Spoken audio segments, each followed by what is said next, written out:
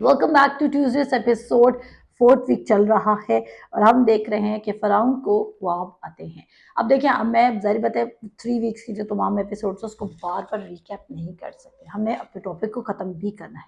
तो आपसे ये गुजारिश है कि जाके पीछे सुने, क्योंकि जब आप सुनेंगे तो आप अपनी तरक्की की तरफ जा सकते हैं। आपने हमारा थंबनेल देखा है, क्या कितना खूबसूरत थंबनेल है, कहता है फ्रॉम पिट टू पैलेस। इसका मतलब है फ्रॉम पिट टू पैलेस।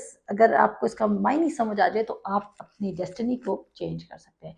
आज आपकी डेस्टिनी किसके हाथ में है? आपकी डेस्टिनी खुदा की तरफ से प्री डेस्टिन्ड है, लेकिन खुदा वो प्री डेस्टिन्ड इस तरह है कि खुदा ने आपके लिए एक्सपेक्टेड एंड रखा है, बट खुदा आपको उसमें पपेट की तरह चला नहीं सकता है। खुदा ने कभी भी किसी को पपेट की तरह मूव नहीं किया। आप देख रहे हैं, आदम और हवा ने खाना था, फल खा लिया। क्या कहते हैं, टाइम ने हाबिल को माना था, मार दिया। अब्राहम ने हाजरा के पास जाना था, चला गया। हर एक चीज, ईसाऊ ने पिलौठापन बेचना था, बेच दिया। तो इवेंट्स जो हैं हम देख रहे हैं वो इंसान की अपनी पर्सनल चॉइसेस की बेसिस पर दिए जा रहे हैं। खुदा आपके लिए गुड रिजल्ट सकता है, बेटर रिजल्ट सकता है, बेस्ट सिचुएशन रखता है, पर अगर आप उसके साथ इत्तेफाक नहीं करेंगे, अमूस की किताब में लिखा है जब तक दो बाहम मुत्तफिक नहीं होंगे वो कैसे इकट्ठे चलेंगे। ये बहुत इंपॉर्टेंट वर्ड्स है। ये सिर्फ कपल वर्ड्स नहीं, अक्सर अक्सर शादियों के कार्ड्स में लिखी होती है या अक्सर रिलेशनशिप में इस्तेमाल की जाती है, शादियों के कार्ड्स में इस्तेमाल की जाती है।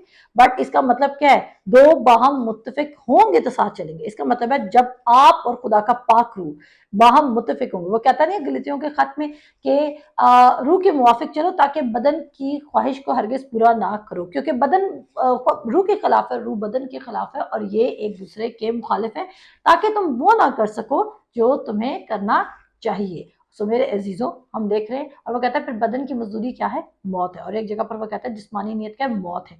और फिर कहता है लेकिन रूहानी नियत क्या है? When you are walking with the spirit of God, through the spirit of God, तो क्या होगा? आपको लाइफ एंड पीस मिलेगा। एक्साइटेड? अब हम चलते हैं, हम देख रहे हैं फिरौन बादशाह को, जो मिस्र का बादशाह है, उसको एक ड्रीम आया है, बल्कि इनफैक्ट 2 ड्रीम्स आए हैं। अब दोनों ड्रीम्स ने उसके हार्ट को काफी ज्यादा ट्रबल कर दिया। और मैं हूं इस वक्त पैदाइश की किताब उसका 41 बाब 41 बाब और उसकी 8th वर्स पे, और यहाँ पर लिखा और सुबह को यूं हुआ कि उसका जी घबराया। तब उसने मिस्र के सब जादूगरों और सब दानिशमंदों को बुलवा भेजा और अपना ख्वाब उनको बताया, पर उनमें से कोई फिरौन के आगे उनकी ताबीर ना कर सका। अब यहाँ पे बड़ी क्रिटिकल सिचुएशन होगी। बादशाह को हेल्प चाहिए। बादशाह को इस वक्त जिस प्रॉब्लम है बादशाह, वो सुपर नेचुरल के अलावा हल हो ही नहीं सकती। बादशाह को इस वक्त जो हेल्प चाहिए वो सुपर नेचुरल के अलावा पूरी नहीं हो सके, अलाही कुदरत के अलावा सॉल्व नहीं हो सकता मामला।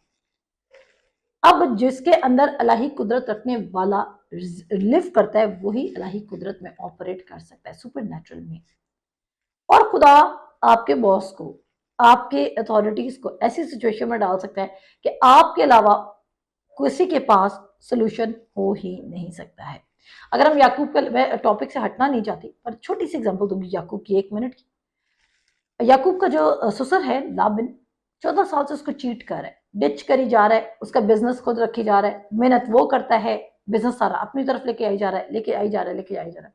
आखिरकार खुदा लाबिन को, सॉरी, उसको याकूब को ख्वाब में तरीका बताता है। उसको बताता है कि उसकी बकरियां कैसे प्रेग्नेंट होंगी और कैसे कंसीव करेंगी और कैसे चितली होंगी, धारेदार होंगी। और वो क्या करता है, वो उनके सामने इमेज रखना शुरू कर देता है। और फिर क्या होता है कि वो जो ये अपनी जीन्स में नहीं रखती हैं, पैटर्न या स्पॉटेड या स्ट्रिप्ड, वो उनकी जीन्स में नहीं है, लेकिन वो भी बकरियां या गाय बैल वो प्रोडक्शन को प्रोड्यूस करने लग गए हैं।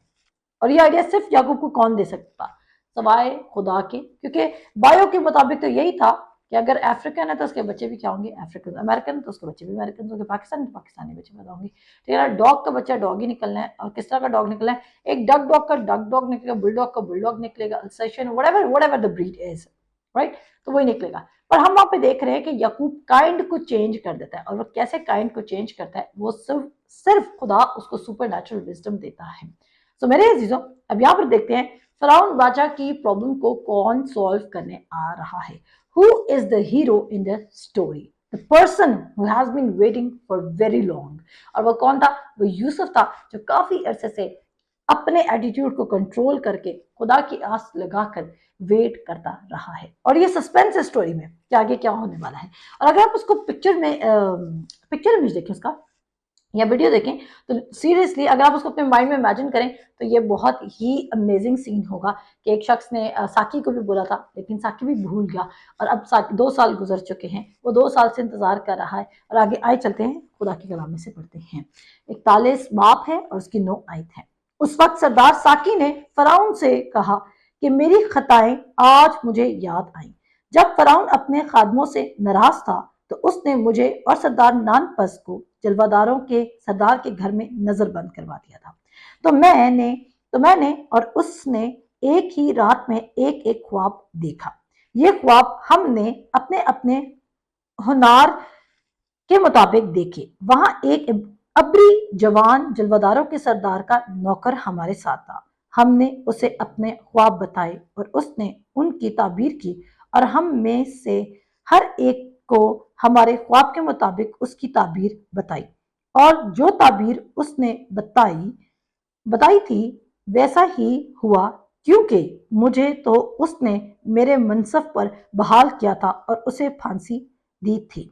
अब क्या हुआ, साकी को याद आता है कि जब उसको ख्वाब आई थी तो पूरे मुल्क मिस्र में एक कैद की हालत में एक शख्स मौजूद है जो ख्वाब की ताबीर ठीक बताता है। अब जब उसको याद आता है तो वो उसको कॉल आउट करता है। वो बादशाह को बता रहा है कि जब तूने हमें प्रॉब्लम है, जब हम तेरे हजूर गुनाह करके गए थे नीचे तो हमें कैद की हालत में एक शख्स मिल रहा है। अब आप देखिए यहाँ पर सुनने वाली बात क्या है। जब खुदा ने आपको प्रमोट करना ना, आपका कोई रेफरेंस भी ना हो ना, खुदा आपको ऊपर लेकर आएगा। कोई रेफरेंस ना हो, आपके पास कोई गुड सीवी भी ना हो, आपको अपने सीवी पर झूठे एक्सपीरियंसेस लिखने की जरूरत नहीं है। मैंने देखा बहुत सारे लोग अपनी सीवी पर झूठे एक्सपीरियंसेस लिख रहे थे, जो उसके लिए उनको नहीं भी आता वो लिख देते हैं। ऐसे काम मत करें। आप खुदा की कुदरत में चलें, खुदा की पावर में, आप खुदा पर फेथ रखें। खुदा आपको वहां खड़ा कर सकता है जहां पर आपकी डेकोरेटेड सीवी आपको नहीं खड़ा कर सकती।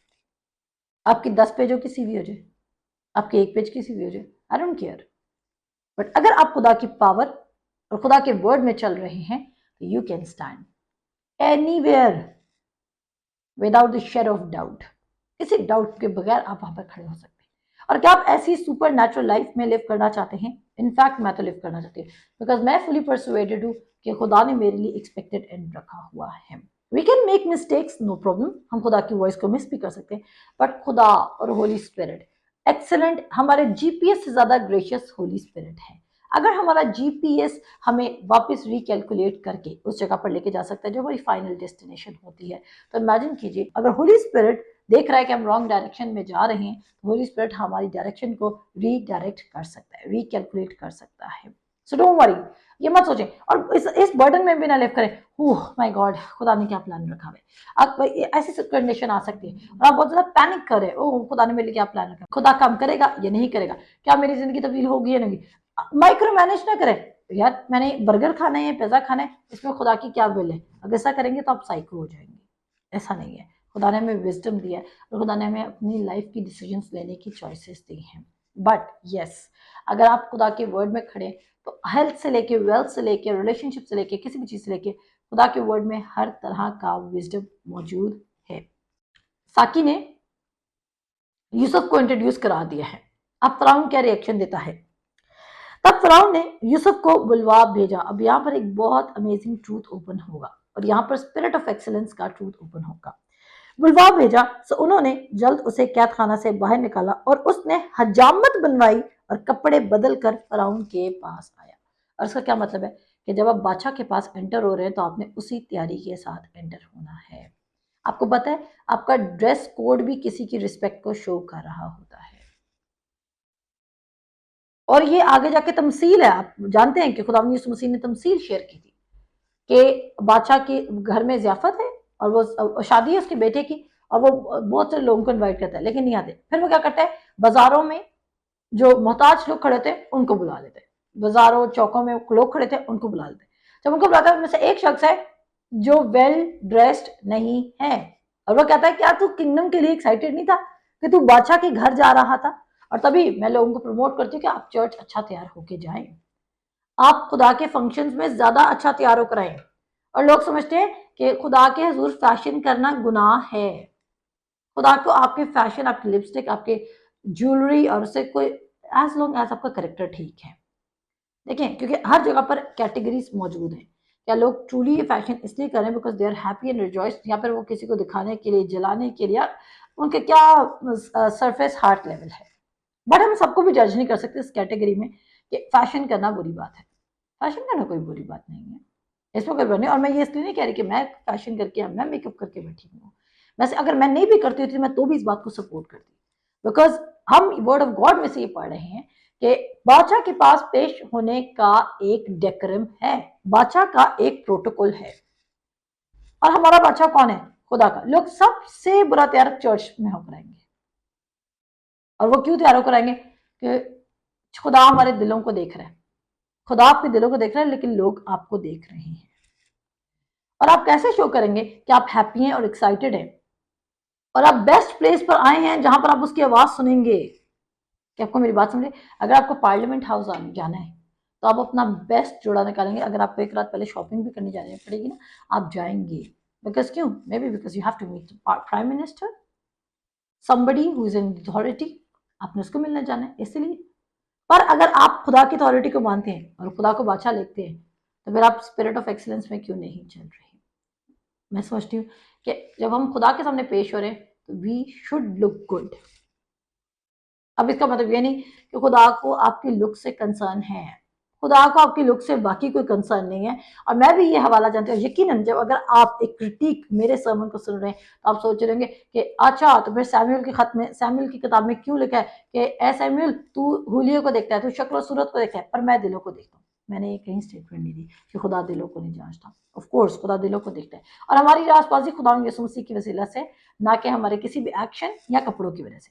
पर मैंने क्या कहा कि अगर आप ट्रूली हैप्पी हैं, ट्रूली जॉय में लिव कर रहे हैं, आप किसी खास बंदे के सामने पेश होने जा रहे हैं, तो आप अच्छे कपड़े पहन सकते हैं, इसमें कोई बुराई नहीं है। एंड यू कैन बिलीव, क्योंकि खुदा ने मसीह मत्ती की इंजील उसके 6 बाब में कपड़ों का जिक्र करते हैं। वो कहते हैं, मैं जानता हूं तुम्हारा आसमानी बाप जानता है कि तुम इन चीजों के मोहताज हो। It means we need clothes, it means we need things. वो कहता है जितनी चीजें जिंदगी गुजारने के लिए, दीनदारी के लिए तुम्हें चाहिए, वो उसकी पहचान में अनायत कर दी गई हैं। So don't think less. आप ये मत समझे आप खुदा के लिए कोई सेक्रीफाइस, आप, मैं कहती हूँ दिन में 20 जोड़े बदले, खुदा को इससे कोई कंसर्न नहीं है। समझ रहे हैं? अब आगे चलते हैं। और फिर लोग कहेंगे कि ये प्रॉस्पेरिटी गॉस्पेल है। मैं कहती हूँ गॉस्पेल में अगर प्रॉस्पेरिटी नहीं है तो वो गॉस्पेल नहीं है। चेक दिस आउट कि आप क्या सुन रहे हैं। आगे क्या होते हैं, हम है 14 आयत में, तब फिरौन ने यूसुफ को बुलवा भेजा, सो उन्होंने जल्द उसे कैद खाने से बाहर निकाला और उसने हजामत बनाई। हजामत में से अपनी दाढ़ी बनवाई, क्योंकि मिस्री कल्चर के मुताबिक आपके चेहरे पे कोई बाल नहीं होता था। मिस्री आदमी जो होते थे वो क्लीन शेव्ड होते थे, तो आप बादशाह के सामने शेव के साथ शो अप नहीं कर सकते थे, क्योंकि बादशाह को जो शेव वाले लोग थे वो इब्रानी लोग या यहूदी लोग या इसराइली लोग रखते थे, दाढ़ी रखते थे, बियर्ड रखते थे, जबकि जो मिस्री लोग थे वो क्लीन शेव्ड होते थे। तो उसने क्या किया, जब वो बादशाह के सामने पेश हो रहा है तो वो बादशाह के प्रोटोकॉल के मुताबिक पेश हो रहा है। बनवाई और कपड़े बदलकर फराउन के सामने आया, और फराउन ने यूसुफ से कहा, मैंने एक ख्वाब देखा है जिसकी ताबीर कोई नहीं कर सकता। मुझसे तेरे बारे में कहते हैं कि तू ख्वाब को सुनकर उसकी ताबीर करता है। यूसुफ ने फराउन को जवाब दिया, मैं कुछ नहीं जानता, खुदा ही फराउन को सलामती बख्श जवाब देगा। आमिन। इसको हम कंटिन्यू करते हैं नेक्स्ट एपिसोड में, क्योंकि मैंने एक बहुत इंपॉर्टेंट पॉइंट को ओपन करना है। खुदा हाफिज।